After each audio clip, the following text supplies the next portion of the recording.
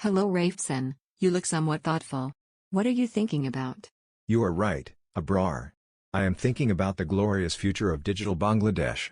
Well, digital Bangladesh has become a buzzword now. But I don't know what digital Bangladesh is. Can you give me some idea about it? Of course, digital Bangladesh means digitalizing Bangladesh by ensuring an ICT-based society where information will be available online. What kind of information will be available? All kind of information. You will get any information on any subject. Will it affect other activities of the country?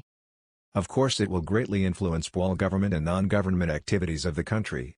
In fact, the motto of Digital Bangladesh is not establish technology-based digital governance, e-commerce, e-agriculture, e-production, e-education etc. Then it will hasten the development of our country. Certainly, and as a result, accountability in all sections will be established and thus corruption will vanish automatically. I see. How far has it advanced? It has just started.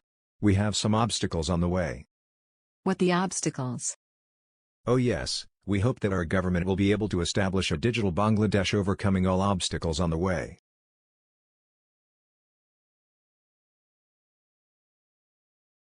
Okay, friend, thanks a lot for your significant discussion. You are welcome.